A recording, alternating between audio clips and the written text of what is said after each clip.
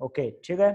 So reflection आणि refraction यांच्यामध्ये difference पहा काय आहे.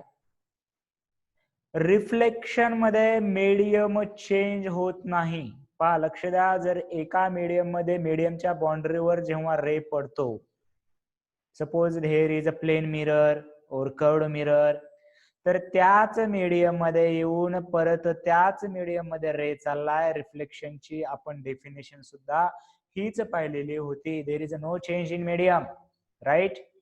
But in refraction there are two separate medium like this. Suppose this is medium 1, right, and this is medium 2.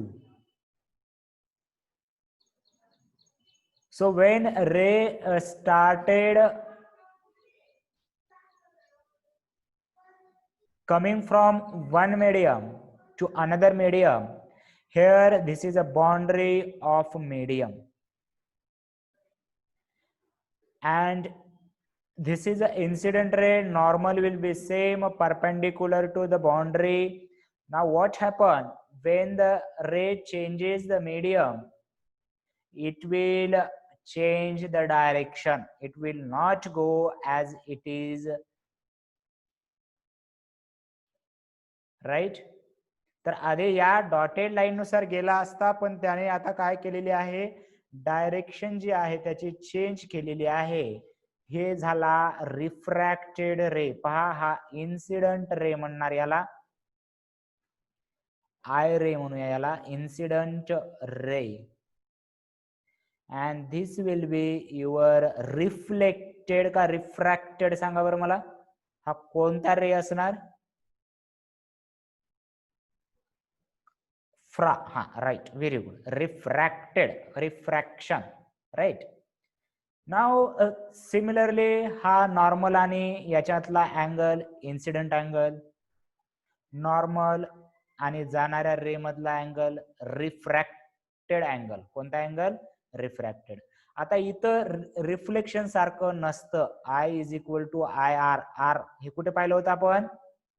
कोणत्या law मध्ये होतं? हा इन्सिडेंट रिफ्लेक्शनच्या लॉ मध्ये होतं.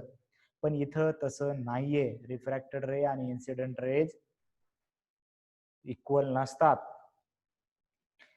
काय होतं मग पहा, हे मीडियम 1, हे मीडियम 2. तर मग अँगल ऑफ डेव्हिएशन जर डेल्टा जर लिहायचा असेल मला, तर i minus r. Very important formula पहा, की हा आय पहा इथे लक्ष द्या बाउंड्रीवरती. तर मी जर याला स्ट्रेच केला असं पूर्ण, हा अँगल आणि हा अँगल व्हर्टिकली अपोजिट अँगल होतील. पहा, हा अँगल आणि हा अँगल व्हर्टिकली अपोजिट अँगल. मग हे टोटल आय आहे. तर total i is equal to काय येणार?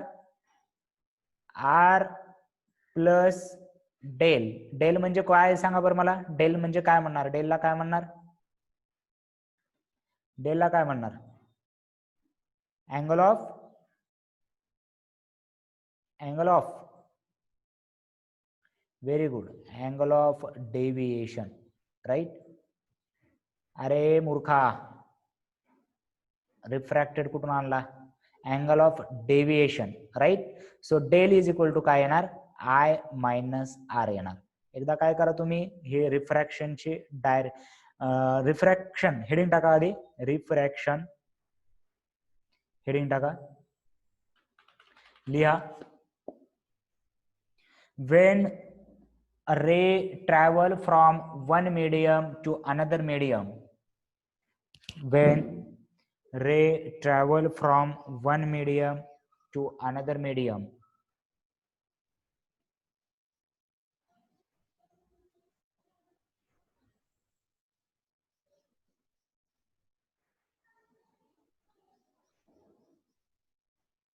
when ray travel from one medium to another medium,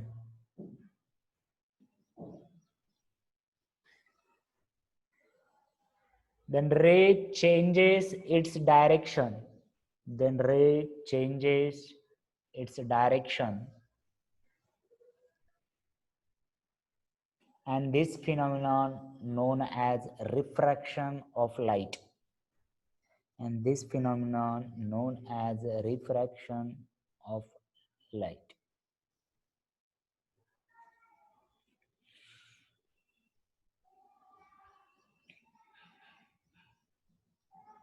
diagram काढून घ्या, डायग्राम काढून घ्या.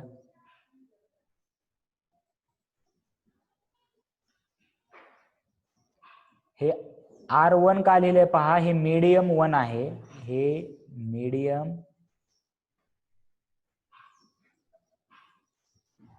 1, हे मीडियम 2. पण R आणि D का लिहिले पहा, लक्ष द्या. आधी डायग्राम काढायच्या आधी इकडे लक्ष द्या. चला, की एक मीडियम दुसऱ्यापेक्षा वेगळं असणार, दोन्ही सारखे तर नसणार. सारखे असल्यावर मग चेंज इन मीडियम कसं म्हणेल आपण. हे R म्हणजे रेअर मीडियम म्हणतात याला, रेअर मीडियम. आणि डी म्हणजे डेन्सर मीडियम. हे जर पहिला मीडियम जर आपण रेअरर घेतलं आणि दुसरं मीडियम डेन्सर घेतलं, पहा दुसरं मीडियम जर डेन्सर घेतलं तर रिफ्रॅक्शन मध्ये काय होतं, मला एक सांगा. या ह्याच्यामध्ये इन्सिडेंट रे असा गेला असता, तर रिफ्रॅक्टेड रे आहे हा टुवर्ड्स द नॉर्मल झालाय, बेंड का अवे फ्रॉम नॉर्मल झालाय. Very important. हा डायग्राम मध्ये बघून सांगता येते का बघा बरं तुम्हाला. डेव्हिएट झालाय, कुणीकडे तरी एकीकडे गेलाय, पण नॉर्मल कडे गेलाय का नॉर्मल पासून दूर गेलाय. पहा इन्सिडेंट रे असा गेला असता. Very good Nikita, right, very good Nikita, very good. Wrong, towards normal, very good. कारण हा नॉर्मल इकडे आहे ना रे भद्यांनो, नॉर्मल इकडे आहे, असा इकडे गेला असता. But refracted ray is bending towards the normal. refracted ray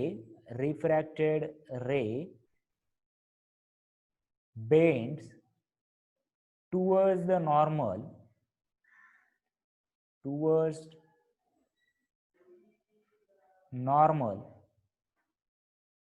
केव्हा सांगा मला, केव्हा नॉर्मल, केव्हा पण जेव्हा रेअरर टू डेन्सर जात आहे. पहा रेअरर टू डेन्सर जात आहे.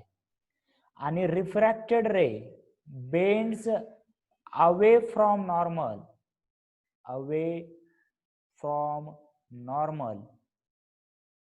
केव्हा होणार हे सांगा मला. हे केव्हा होणार, जर उलट जात असेल तर, म्हणजे पहिलं मीडियम डेन्सर असेल आणि दुसरं मीडियम रेअरर असेल. आधी डायग्राम काढून घ्या ही, आणि हे पॉइंट आपल्याला लिहून घ्यायचं. हा व्हेरी इम्पॉर्टंट पॉइंट आहे. हा आधी डायग्राम काढा. डायग्राम कसे काढायचे जरा आता त्याच्यावरती गिरवलंय मी, पण तुम्हाला माहिती आहे.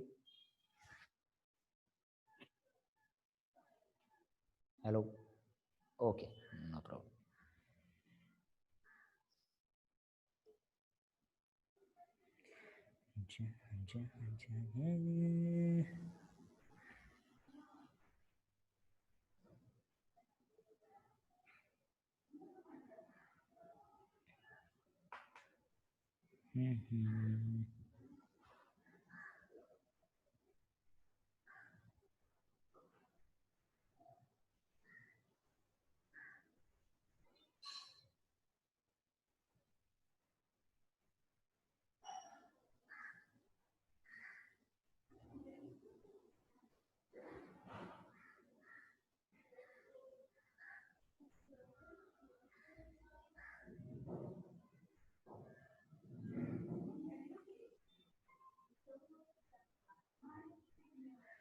ते खाली लिहिलेलं मला रिमूव्ह नाही करायचं, ते खालीचं पण जाणार. मग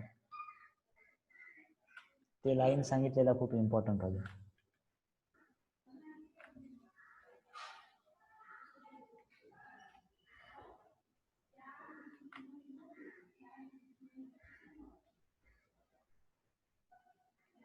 चला डायग्राम झाली का, डायग्राम झाली का.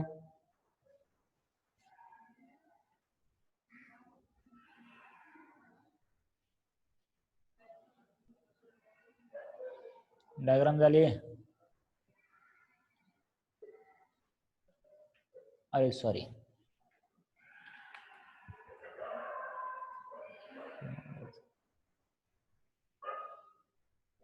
ओके ठीक आहे.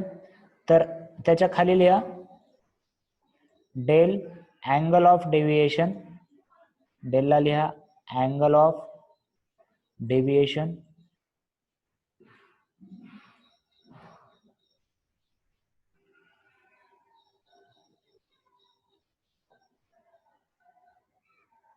angle of deviation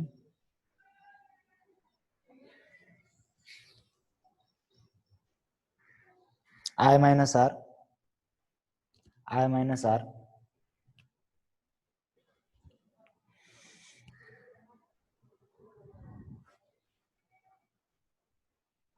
angle of deviation I minus r. त्याच्यानंतर खाली लिहा refracted ray bends towards the normal. First point लिहा refracted ray bends towards the normal.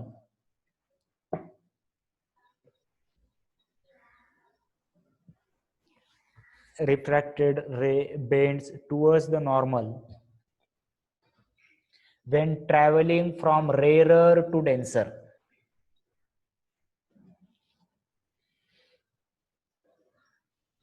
Rarer to denser.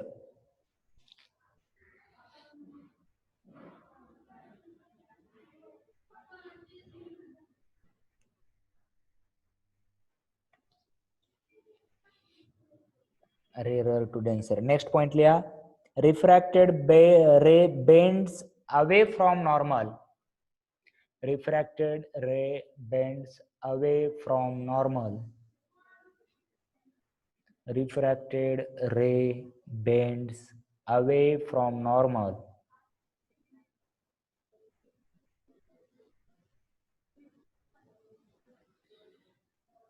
When traveling from denser to rarer. When traveling from denser to rarer.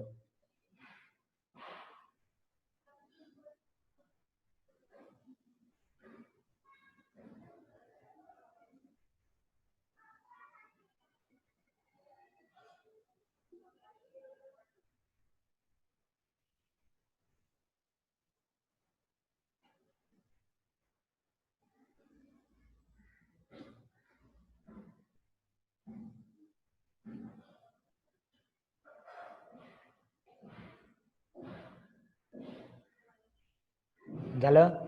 आता एक लक्षात घ्या की प्रत्येक मीडियम वेगळा आहे, मग त्याच्यासाठी डेन्सर रेअर साठी एक म्यू ही जी कन्सेप्ट आहे पहा, म्यू याला म्हणतात रिफ्रॅक्टिव्ह इंडेक्स. याला म्हणतात रिफ्रॅक्टिव्ह इंडेक्स. राईट. तर याला रिफ्रॅक्टिव्ह इंडेक्स, मग इथं काय लिहिले पहा मी, हा याला म्हणतात स्नेल्स लॉ. Snell's, right. स्नेल म्हणजे माहिती आहे तुम्हाला, स्नेल्स, सॉरी बॅकग्राऊंड व्हॉइस येतो का?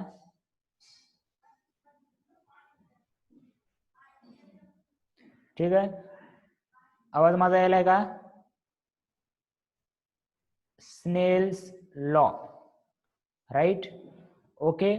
तर पहा स्नेल्स लॉ काय आहे, refractive index of denser medium to the rarer medium. याला कसं वाचायचंय बघा बरं, refractive index of denser medium to the rare medium. वाचायचं कसं कळलं सांग, कळलं का? नक्की. आता हे डेन्सर कुठे लिहायचं, रेअर कुठे लिहायचं ते पहा. पहिलं मीडियम पहिल्यांदा, असं लक्षात ठेवा तुम्ही. पहिलं मीडियम पहिल्यांदा, दुसरं मीडियम दुसऱ्यांदा. जर दुसऱ्यांदा जर रेअर असेल तर तुम्ही इथं रेअरर लिहिणार, इथं डेन्सर लिहिणार. सो स्नेल्स लॉ काय सांगतो, जेव्हा एखादा रे वन मीडियम पासून दोन मीडियम मध्ये येतो तेव्हा refractive index of second medium with respect to first medium is equal to sin I upon sin R, where I is a incident angle and R is a refracted angle. बघा काय म्हटलं मी, जेव्हा एखादा रे एका medium change करून दुसऱ्या medium मध्ये येतो तेव्हा त्याचं रिफ्रॅक्शन होतं आणि रिफ्रॅक्शन साठी स्नेलचा लॉ आहे mu of second with respect to first is equal to sin of I upon sin of R, आणि यालाच V1 अपॉन V2 किंवा λ1 अपॉन λ2 लिहितात. Right, so write it down. Right,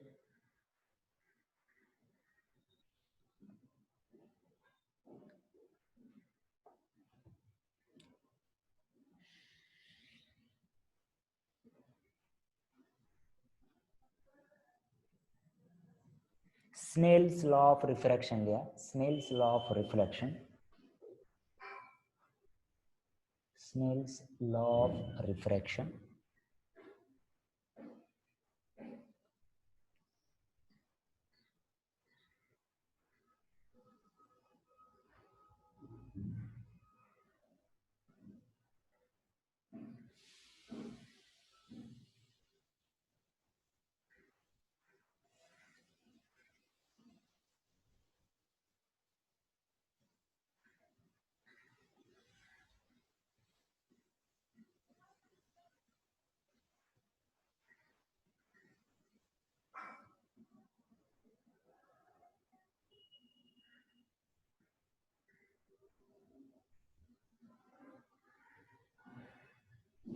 झालं का लिहून? राईट. आता मी काय प्रश्न विचारतोय सांगा. इथं एवढं लिहून झालं हे पूर्ण. μ2 of 1 is equal to sin I upon sin R is equal to V1 upon V2. V1 आणि V2 काय आहे? Velocity in first medium, velocity in second medium. λ1 upon λ2 काय आहे? λ1 म्हणजे wavelength in first medium and wavelength in second medium. बर, आणि is equal to हे μ2 upon μ1 म्हणजे काय असतं? वर 2 असतं आणि अपॉन हे, याला म्हणतात ऍब्सोल्यूट रिफ्रॅक्टिव्ह इंडेक्स. कारण इथं 0 म्हणजे आपण स्पेस सोबत कम्पेअर करतो, इथं नॉट घेतलं म्हणजे काय केलंय आपण? स्पेस सोबत. बरोबर आहे की नाही? आपण इलेक्ट्रोस्टॅटिक्स मध्ये एप्सिलॉन नॉट आणि एप्सिलॉन पाहिलं बघा, सेम सेम सेम असतात कन्सेप्ट, फक्त नवीन माहिती ऍड करत जायचं त्याच्यामध्ये. राईट. सो μ2 जर एका दुसऱ्या मीडियम सोबत घेतला तर याला रिलेटिव्ह रिफ्रॅक्टिव्ह इंडेक्स म्हणणार μ2 अपॉन μ1, आणि जर इथं जर स्पेस घेतलं तर हे ऍब्सोल्यूट रिफ्रॅक्टिव्ह इंडेक्स म्हणतात. आता मी विचारलेला प्रश्न आहे, refractive index is directly proportional to velocity of light. True or false? Refractive index of medium is directly proportional to velocity of light. जरासा विचार करून उत्तर द्यायचंय. जरी मला माहिती आहे तुमच्याकडे विचार करण्याची पॉवर नाहीये, तरी नाटक जरी केला तरी चालतंय. थोडंफार समजून घेईन मी. आपल्याला डायरेक्टली इनव्हर्सली प्रोपोर्शनल माहिती आहे एवढं मला वाटतंय. बाकीचं आपल्याला कोणत्या स्टेज मध्ये आहात आपण, नेमकं झोपेत लेक्चर बघताय का खरंच काहीतरी तिथे प्रॉब्लेम आहे ते नाही माहिती मला. तुमच्या पुढे इक्वेशन आहेत. मी काय म्हणलं, is it refractive index mu is directly proportional to v आहे का इनव्हर्सली प्रोपोर्शनल टू व्ही आहे? याच्यावरून सांगता येत नाही वैरे भद्यानो तुम्हाला. 12वी संपत आली की रे. आणि मला तर वाटलं एकदम म्हणजे हे चॅप्टर काय तर 7 दिवसात संपल वाटलं. आता शाने झाला वाटलं. हे चॅप्टर मुद्दाम ठेवले होते. 11वीला शिकवलं असतो तर मग तर काय अजून डायरेक्ट म्हणते हे. अरे बाळा, इथं 1 आहे का 2 आहे सांग मला वेलोसिटीला. काय कोणत्या भाषेत सांगा बुवा तुम्हाला? मलाच कळणार मी यांना शिकवतोय कसं. विश्वास बसत नाही तुमच्यासारखे हुशार विद्यार्थी. इथं वर कोण आहे, कोणतं मीडियम आहे?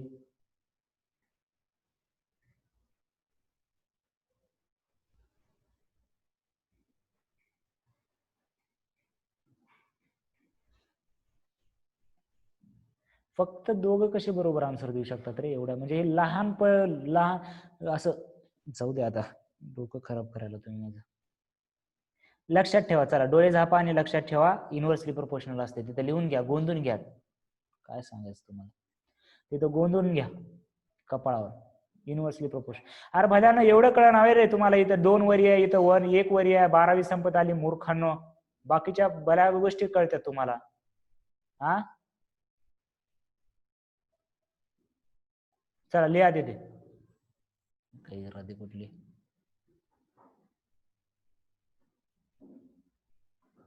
आणि तिथे नोट करून लिहा, frequency does not change. Medium जरी चेंज झालं मीडियम मध्ये तरी फ्रिक्वेन्सी चेंज होत नाही. व्हेलॉसिटी आणि वेव्हलेंथ चेंज होते पण फ्रिक्वेन्सी सेम राहते. व्हेलॉसिटी आणि वेव्हलेंथ चेंज झालेली आहे but frequency will remain same.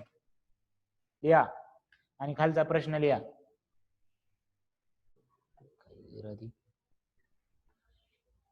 लिहा खालचा प्रश्न.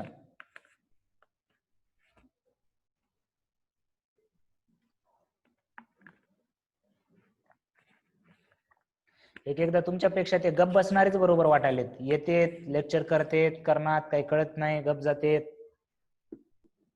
त्यांची दुनिया तर अलगच आहे. अजून काही जरा चुकीचे दिले म्हणजे आहेत तरी वाटतंय ते क्लासमध्ये.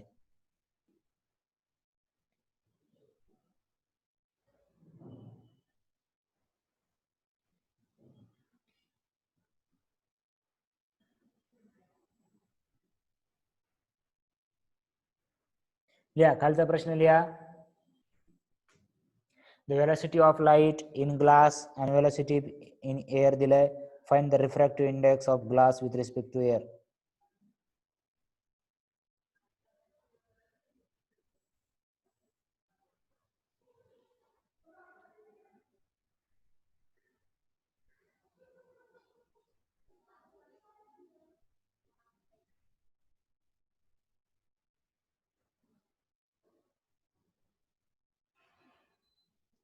हो ते दिसतंय मला बी, इथं आहे आन्सर. जेव्हा काढायला सांगितलं तेव्हा. ठीक आहे चल पुढे. काढलं का सर्वांनी? इथे पहा mu of G, mu of G लिहिलंय. Mu of glass with respect to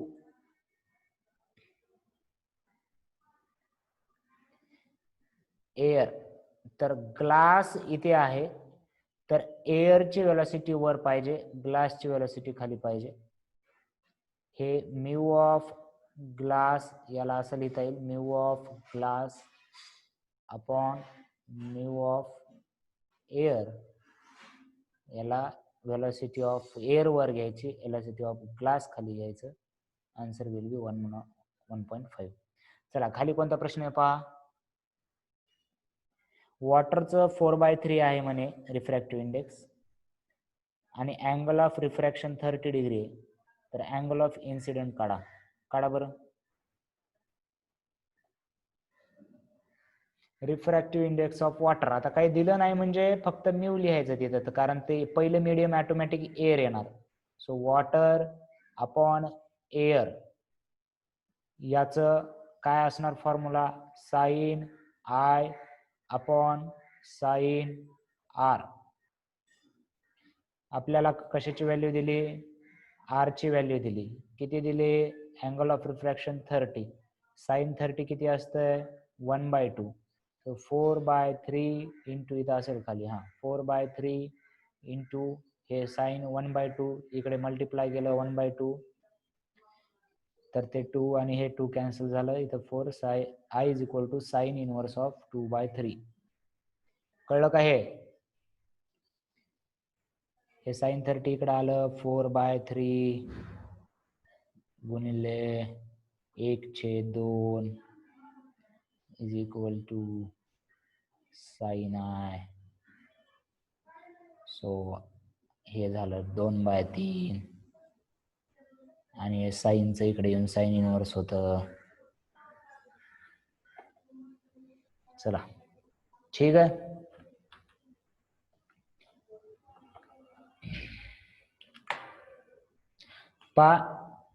तर याच्यामध्ये काय दिलेलं आहे, Snell's law in vector form, जशाच तसा लिहून घ्यायचे.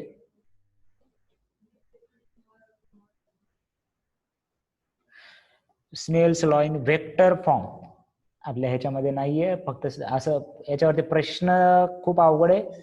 एखाद्या वेळेस डायरेक्ट असं वेक्टर फॉर्म मध्ये काय आहे स्नेल्स लॉ असं येऊ शकतो. IIT ला एकदा आला होता याच्यावरती प्रश्न, तुमच्या एररलेस मध्ये आहे, जर कळला तर पहा, नाही तर सोडून द्या IIT चा प्रश्न, कारण तुम्हाला डायरेक्टली इन्व्हर्सली प्रोपोर्शनल चांगलंच जमा लागलंय.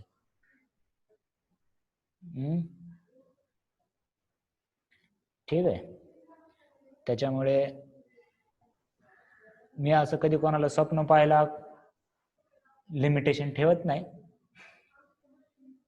ओके. सो पण तेवढं मेहनती पाहिजे माणूस असं वाटतं मला, दुसरं काय नाही. हुशार वगैरे मला काय नाही, ते कन्सेप्ट चुकीचे आहेत. राईट. सो आय कॅप म्हणजे काय पहा, युनिट वेक्टर अलॉंग आय. जो इन्सिडेंट रे आहे त्याच्या अलॉंग युनिट वेक्टर, त्याला म्हणणार आपण आय कॅप. इथे बाउंड्री आहे, ही नॉर्मल. एन कॅप म्हणजे या नॉर्मलच्या डायरेक्शन मध्ये युनिट वेक्टर, आणि आर कॅप म्हणजे रिफ्रॅक्टेड रेच्या अलॉंग युनिट वेक्टर.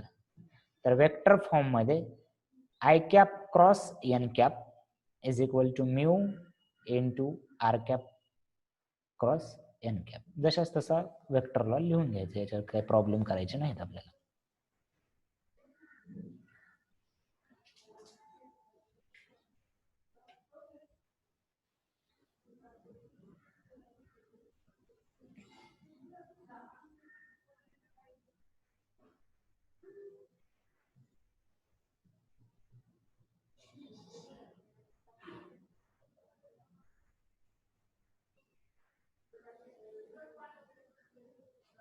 चला, झालं का?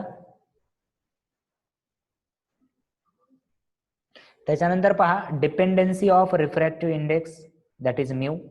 Refractive index dependency. आता हे तुम्हाला चांगलंच कळालं डिपेंडन्सी कशी असते ते. जर मीडियम चेंज झालं तर म्यू चेंज होणार, मीडियम जर चेंज झालं तर म्यू चेंज होणार.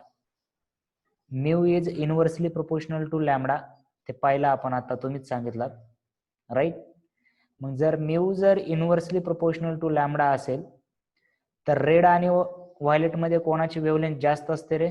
रेड आणि व्हायलेट मध्ये कोणाची वेव्हलेंथ जास्त असते माहितीये का आपल्याला? स्पेक्ट्रम विबजारचं रेड आणि व्हायलेट याच्यामध्ये कोणाची वेव्हलेंथ जास्त असते?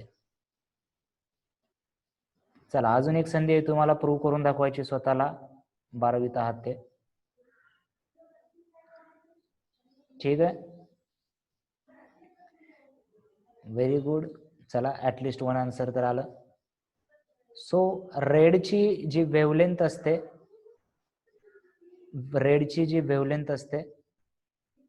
ती जास्त असते व्हायलेट पेक्षा. म्हणून काय? रेडची जास्त असते म्हणून काय? म्यू जास्त असणार का कमी असणार? आता मला वाटलं होतं हे दिलेलं आहे तुम्हाला विचारायचं कसं, पण तुम्हाला पाहून पण सांगता येईल नाही. बरोबर आहे का नाही?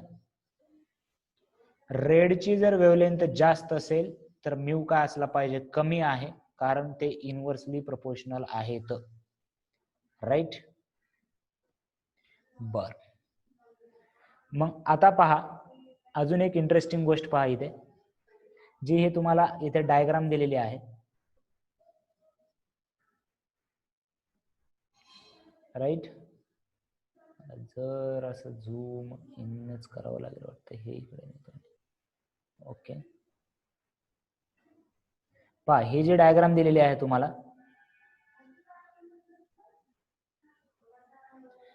ठीक आहे. तर इथे बघा काय दिलं आपल्याला. जर रेड व्हाईट लाईट आली, व्हाईट लाईट मध्ये 7 कलर असतात, हे माहिती आहे का? बरोबर आहे का? व्हाईट लाईट मध्ये 7 कलर असतात विबजार. राईट. जर इथं आलं, बघा लक्ष द्या, आता प्रश्न कसे विचारले जातात याच्यावरती. तर रेड आणि व्हायलेट एकत्र जातील का? रेडची वेवलेंथ वेगळी आहे, व्हायलेटची वेवलेंथ वेगळी आहे, therefore the ray will be separated. It is very important. कशामुळे सेपरेट झाले? कारण वेवलेंथ वेगवेगळी होती, त्यांच्यामुळे म्यू वेगवेगळा होता. म्यू वरती काय डिपेंड आहे सर? म्यू आणि आय जरी अँगल ऑफ इन्सिडेंट दोघांचा जरी सेम होता तर त्यांचा म्यू वेगळा होता, आणि म्यू वेगळा असल्यामुळे आर सुद्धा वेगळा असणार. Is it clear? आर सुद्धा वेगळा असणार. बरोबर आहे? मग हे एवढं लिहून घ्या डिपेंडन्सी ऑफ याच्यामध्ये.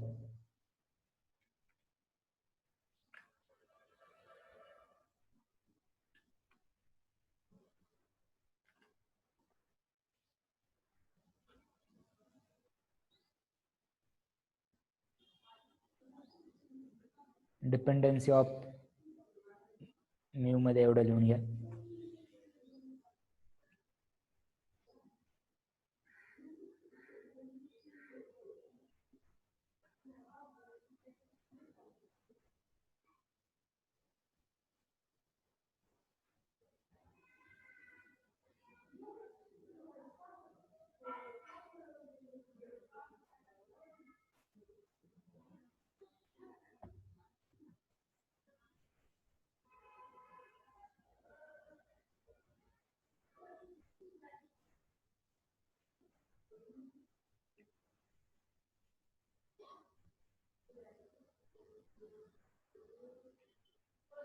काय ओटी काय असते हे?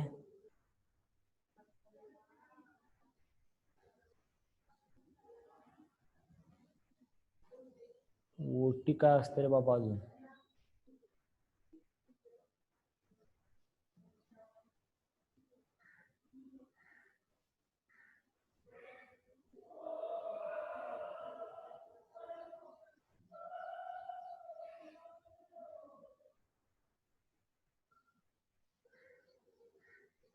ओके चलो, झालं का?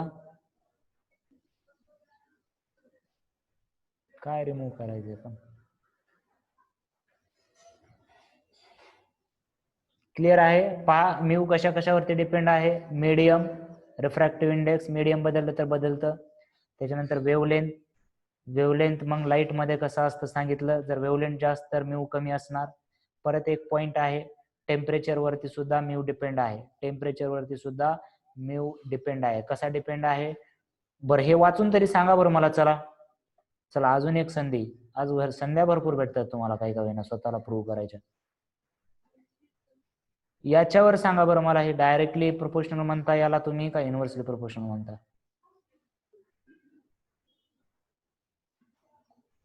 Temperature increases, mu decreases.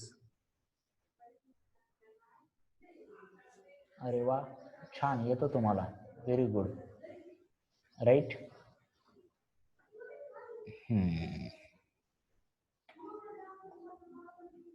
त्याच्यानंतर एक कन्सेप्ट आहे पहा, रिव्हर्सिबिलिटी ऑफ प्रिन्सिपल ऑफ लाईट. या प्रिन्सिपल मध्ये काय सांगितलं गेलंय? जर समजा रिव्हर्सिबिलिटी प्रिन्सिपल ऑफ लाईट म्हणजे काय समजा, आता हे रेड आणि व्हायलेट नाही असं समजा, हा रेड एकच आलाय समजा असा आणि असा आलाय. हे मीडियम 1 आहे इन्सिडंट, हे मीडियम 2 आहे रिफ्रॅक्टेड. मग रिव्हर्सिबिलिटी प्रिन्सिपल म्हणजे काय पहा, लक्षात घ्या. रिव्हर्सिबिलिटी प्रिन्सिपल म्हणजे काय?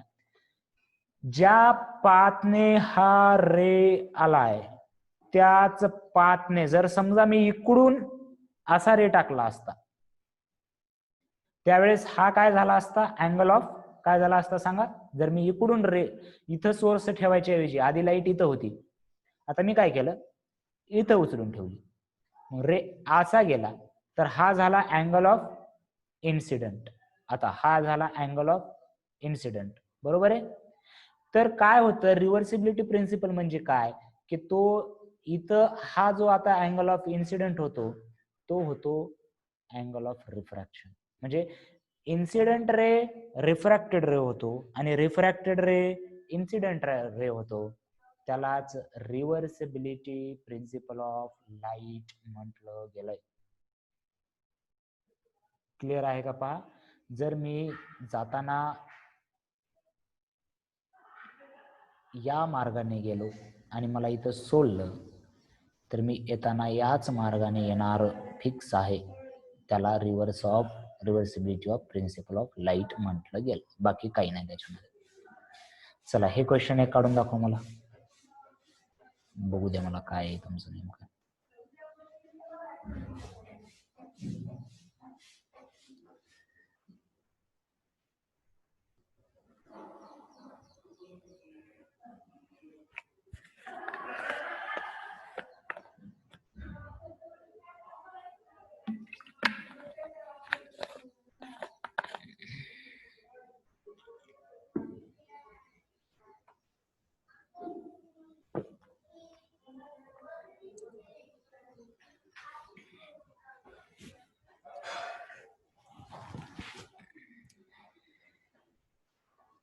ओके,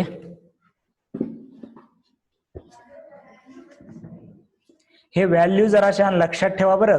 कुठे कुठे ग्लास आणि तुमच्या एक्झाम मध्ये दिल्या नसल्या तर तुम्हाला हे अझ्युम करावं लागतील. ऍटलिस्ट ग्लास आणि वॉटरच्या याच आहेत जवळपास. जर दिल्या वेगळ्या काही तर ते वापरा, पण दिल्या नाही तर लगेच बोंबलू नका बोनस म्हणून. ठीक आहे. सो या व्हॅल्यू ग्लास आणि वॉटर साठी लक्षात ठेवायच्यात. कसं कॅल्क्युलेट केला असाल तुम्ही? म्यू जो आहे ग्लास विथ रिस्पेक्ट टू जर वॉटर लिहिलं मी तर sine of W upon sine of G, किंवा मी याला काय लिहू शकतो, mu G upon mu W. Mu glass with respect to water म्हणलंय, इथला वर पाहिजे 2 नंबरचा इथे आणि 1 नंबरचा इथे. हे आहे 3/2 अपॉन हे आहे 4/3, राईट. तर हे किती येतं पहा, आता तुम्हीच ठरवायचंय किती आलेलं आहे आन्सर. Okay, so 9/8. राहा किती दिवस राहता हवेत राहू द्या, मला बघू द्या कधी फुटणार आहे तो बबल, राईट. ओके, ठीक आहे. क्लिअर आहे इथपर्यंत? हे क्लिअर आहे का सांगा मला? इथपर्यंत क्लिअर आहे का सर्वांना? काय डाऊट असतील तर विचारा. चला,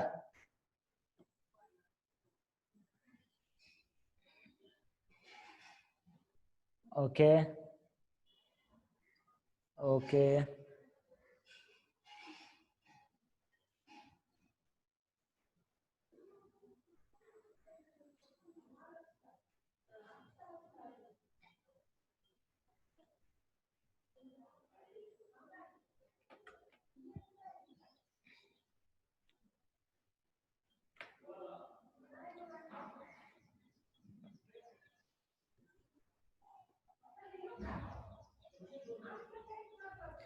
चला, हे पेज दिसते. हेडिंग टाका real depth and apparent depth. Heading टाका real depth and apparent depth. Real depth and apparent depth.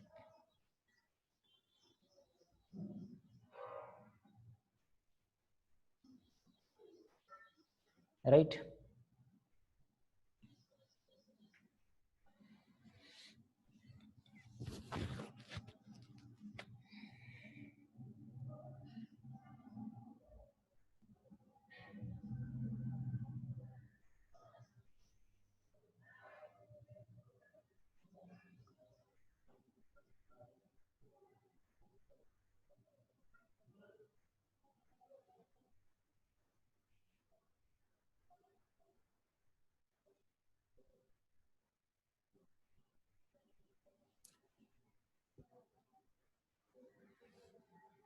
चला लिहा, सॉरी लिहा म्हणतोय, पहा लक्ष द्या की काय होतं. पहा, या ठिकाणी आपण आहोत ऑब्झर्वर आणि आपल्याला पाण्यात पाहायचंय. कोणाला? स्वतःला का? नाही. मग कोणाला? त्याला तिला का? नाही. कोणाला? कॉईनला. त्याला तिला म्हणजे माशाला किंवा माशीला म्हणत होतो मी, राईट. सो एक कॉईन आहे at the bottom of the swimming pool वगैरे काहीतरी, राईट. तुम्ही वरून पाहताय कॉइन कडे, स्विमिंग पूल मस्त आहे, त्याच्यामध्ये कॉइन आहेत मध्ये, आणि तुम्ही मस्त पैकी एक सुंदर असा कॉइन खाली थांबलेला आहे ऍट द बॉटम. तर तुम्हाला तो ऍक्च्युअल कॉइनची डेप्थ कळत नाही, हे मला वाटतं जरा प्रॅक्टिकली तुम्हाला माहिती असेल एवढं तरी, की कॉइन असा वर आल्यासारखा दिसतो. काय होतं पहा, की इथून जेव्हा आता हे पहा, हे वॉटर म्हणजे डेन्सर मीडियम आहे आणि आपण जे बाहेर आहोत ते रेअरर मीडियम आहोत. मग मला ऍक्च्युअली असे रे येतात आणि इथून बेंड होऊन इथे दिसतात. असं ऍक्च्युअली असे जायला पाहिजे होते, पण ते इथं येत आहेत. राईट. तर याच्यामध्ये पहा की ऑब्जेक्ट हा असा काहीतरी वर उचलल्यासारखे दिसणार याच्यामध्ये, कारण आपण असं डायरेक्ट पाहू शकत नाही. आपण असं आणि असं पाहणार, आपल्याला ऑब्जेक्ट असा दिसणार ऍक्च्युअली. सो काय होतं, अपॅरेंट हाईट म्हणून एक याचा कन्सेप्ट केलेला आहे. मग जे ऑब्जेक्ट पाण्यामध्ये आपल्याला वर उचलून दिसतात त्याच्यासाठी हा अप्रॉक्सिमेट वाला फॉर्म्युला आहे, पण हाच फॉर्म्युला वापरायचा जेव्हा आपल्याला प्रॉब्लेम विचारले असतील तेव्हा. μ2 अपॉन μ1. अगेन लक्षात ठेवायचंय, μ1 म्हणजे ऑब्झर्वर असला पाहिजे जिथून रे आपले जाणार आहेत, आणि μ2 म्हणजे ऑब्जेक्ट जिथे रेज जाणार आहेत, इज इक्वल टू h म्हणजे ट्रू हाईट म्हणतात याला, रिअल डेप्थ. हाईटच्या ऐवजी काय म्हटलंय, डेप्थ म्हटलंय, real depth. and h dash is a apparent depth. h dash is a apparent depth, h is a real depth. Therefore μ2 by μ1 is equal to h upon h dash. सुंदर असे diagram काढून घ्या. इथे लिहा h ला काय लिहिणार, real depth. या प्रॉब्लेम मध्ये रिअल डेप्थ बघा मी दाखवलं इथं 4 मीटर, आणि एच डॅश जो काय वर दिसतोय ते, हे एक एक्झाम्पल घेतलंय फक्त. जर वॉटर साठी म्यू किती असतो, वॉटर साठी 4/3. राईट.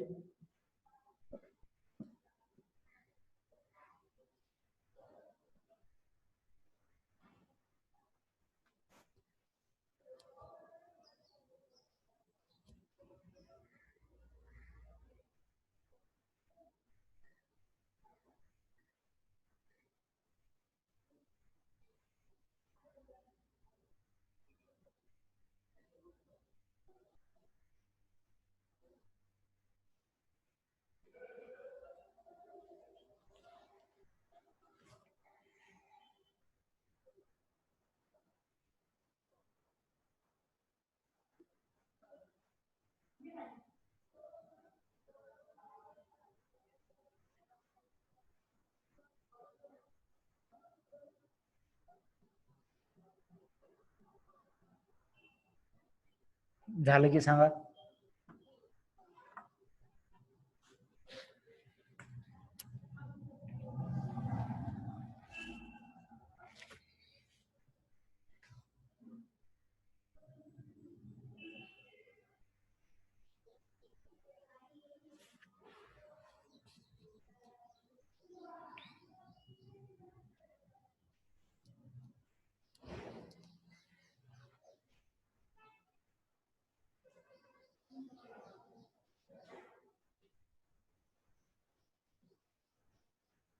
Very good.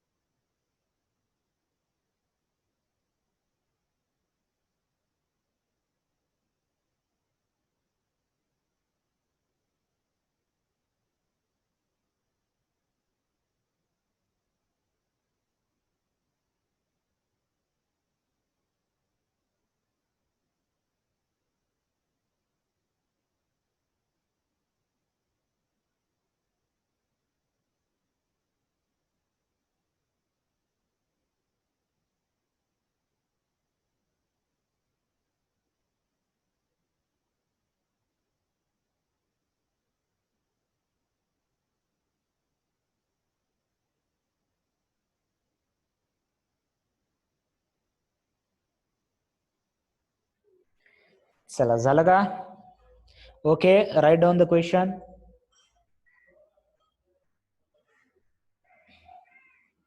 काय क्वेश्चन काय? क्वेश्चन तुमच्या एररलेस मध्ये दिलेला आहे, पहा लक्ष द्या. क्वेश्चन सांगतो मी. इथे एक हा चिमणा आहे, चिमणाच आहे, मी सांगतोय ना तर विश्वास ठेवा. ठीक आहे. तर हा चिमणा 12चा आहे, म्हणजे 12 मीटर हाईट वरती आहे. आणि ही माशी आहे, माशीच आहे, मासा नाही का? मासा आहे, बरं मासा आहे. ठीक आहे. तो 24 मीटर अंतरावर आहे. पाण्याच्या सरफेस पासून हा 12चा आहे आणि हा 24चा आहे.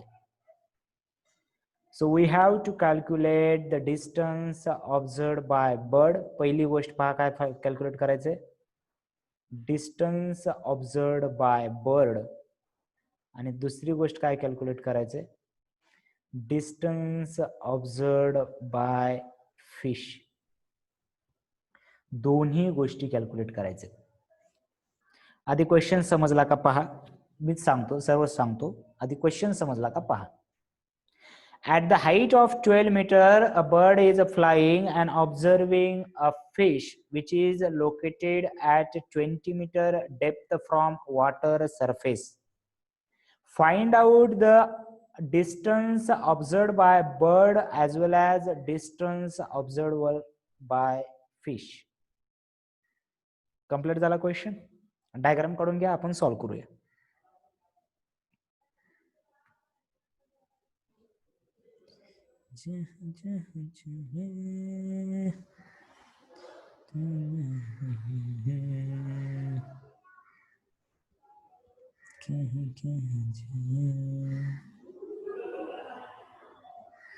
अरे अरे अरे अरे अरे अरे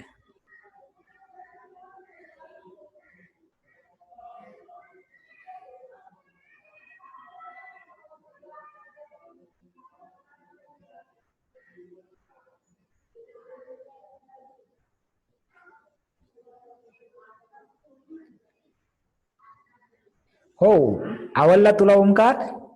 घेऊन टाक.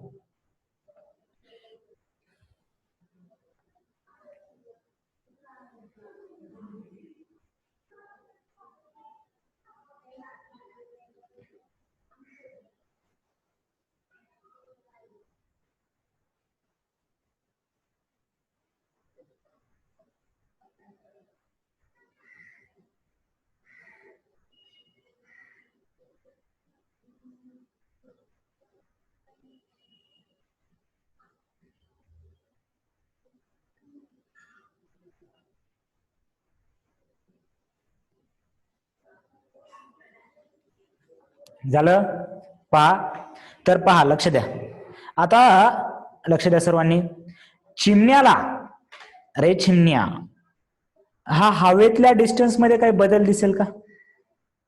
हवेतल्या डिस्टन्स मध्ये काही बदल आहे का? काही मीडियम चेंज झालंय? रिअल आणि अपॅरेंट डेप्थचा प्रश्न कुठे येतो? जेव्हा मीडियम चेंज होतो. म्हणजे हे जे 12चं आहे, हे कितीचं दिसणार? 12चं बदलत नाही. हे कितीचं दिसणार? 12च. बघा, समजते का? पहा, समजत नसलं तर लगेच विचारा.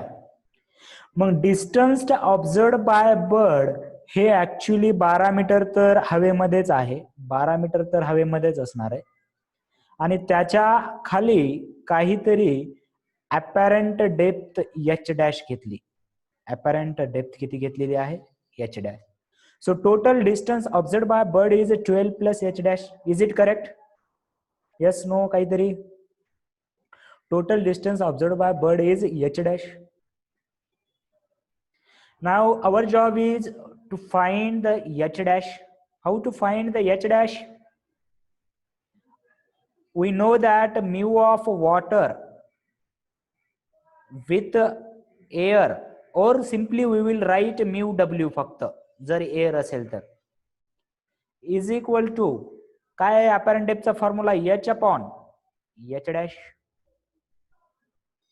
हे म्यू ऑफ वॉटर किती घ्यायचं 4/3. एच म्हणजे अपॅरेंट रिअल डेप्थ. एच म्हणजे काय आहे रिअल डेप्थ. रिअल डेप्थ किती दिली 24. So we will find the h dash 18 metre.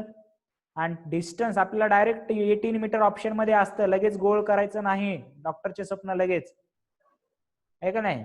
आपल्याला काय विचारलंय distance observe by bird. Distance observe by bird is हा 12 मीटर आणि हा 18 metre. Total distance observe by bird is 30 metre. Correct आहे का समजलं आहे का काही डाऊट आहे का. ओके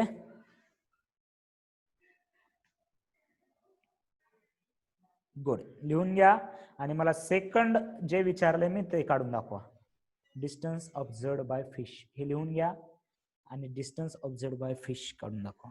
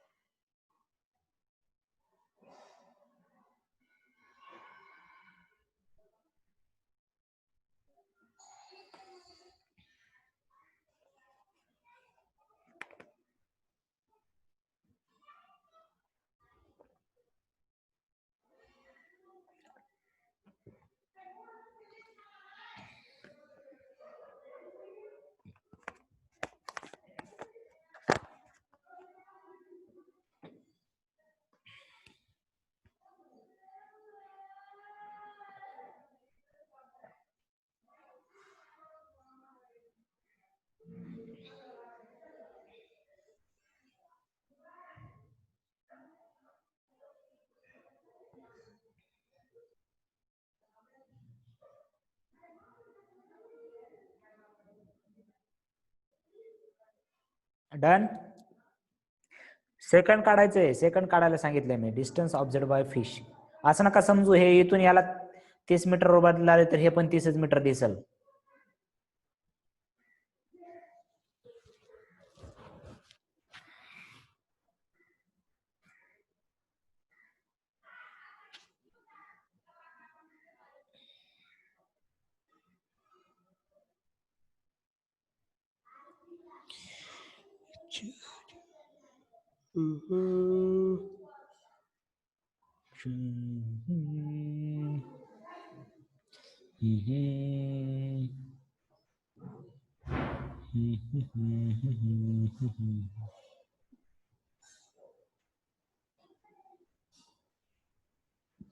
किती आलं 40.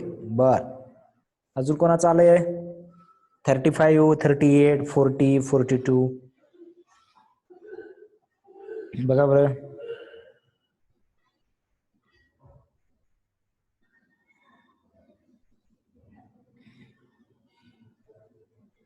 ओके ठीक आहे पहा लक्ष द्या. इथं आन्सर आहे 40 मीटर. काय केलेलं आहे पहा की इथे याच्यामध्ये फिशचा डिस्टन्स तसंच घेतलं 24 एच डॅश. मात्र इथं लक्षात ठेवायचे तुम्हाला की आता एअर मध्ये चाललोय आपण म्हणून एअर चा mu with respect to water. आणि हे माहिती आहे का तुम्हाला म्यू ऑफ डब्ल्यू with respect to air is equal to 1 mu of air with respect to डब्ल्यू. कारण हे असतं म्यू डब्ल्यू बाय म्यू ए आणि हे काय असतं म्यू ए बाय म्यू डब्ल्यू. तर मी एच अपॉन एच डॅश लिहिलं. एच आहे ऍक्च्युअल डेप्थ आता त्याची 12 मीटर येणार. ते 12 मीटर उंचीवरती आहे एच डॅश. आणि म्यू जे घेतलाय मी 4/3 नाही घेतला. लक्षात घ्या mu of air with respect to डब्ल्यू उलट करायचं त्याला 3/4. So h dash will be 16 meter and the distance observed by bird is 40 meter. So note it down. The lecture is over. We will meet tomorrow. लिहून घ्यायचं असेल लिहून घ्या